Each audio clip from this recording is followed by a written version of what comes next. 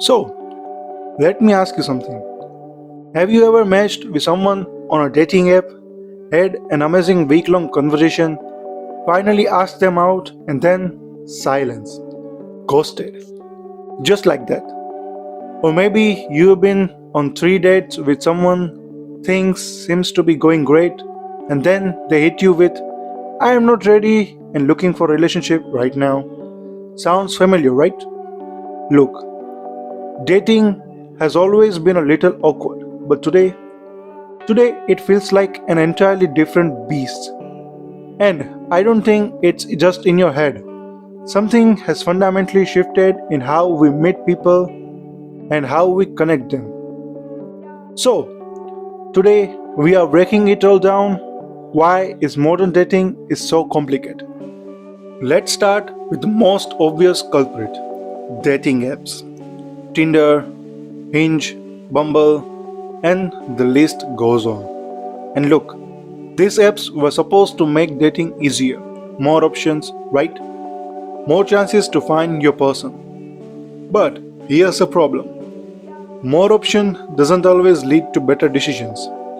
Psychologists already have a name for this. It's called the paradox of choices. When you have too many options, you become less satisfied with any one choice because your brain keeps wondering, is there someone better just one swipe away? Think about it. 30 years ago, if you met someone decent at a bar or through a friend, someone you had chemistry with, you would actually pursue it because options were limited. Now, you got hundred of profiles in your pocket all the times. And that constant availability trains your brain to treat people like a product. Always browsable, always replaceable. The result? People struggle to fully invest in one person because they feel like the next best option is always just right there. And that's not a character flaw. That's psychology responding to an environment it was never designed for. Let's talk about communication. Because, wow, has this gotten complicated? We now live in a world where you can text someone all day, every day, and still feels completely disconnected from them. And we have invented a whole new vocabulary for this dysfunction. Ghosting, breadcrumbing, situationship, orbiting. These aren't just internet buzzwords. These are real behavioral patterns that cause real emotional damages.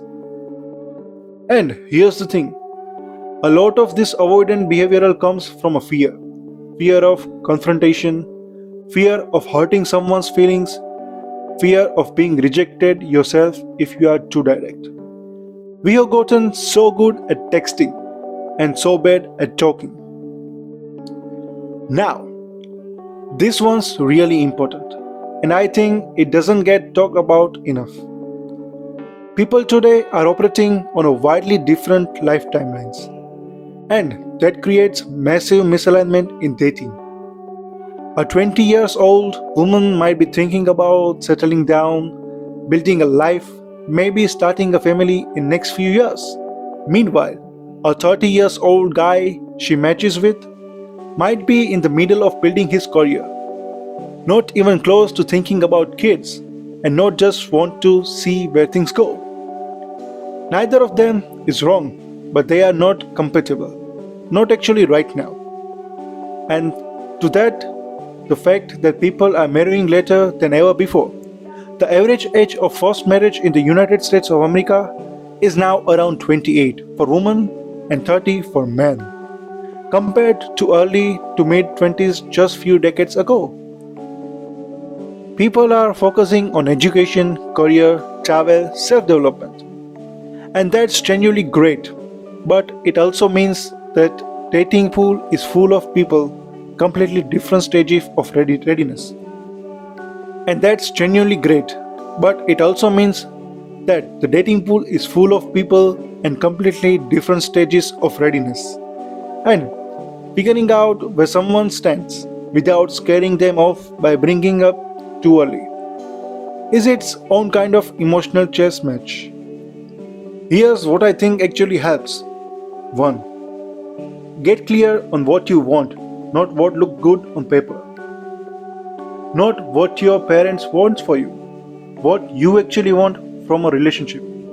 Because clarity on your end saves every time. Second, communicate directly. I know it's scary, but a simple and honest conversation saves weeks, sometimes even months, of confusion and hurt. If you like someone, say it directly to them.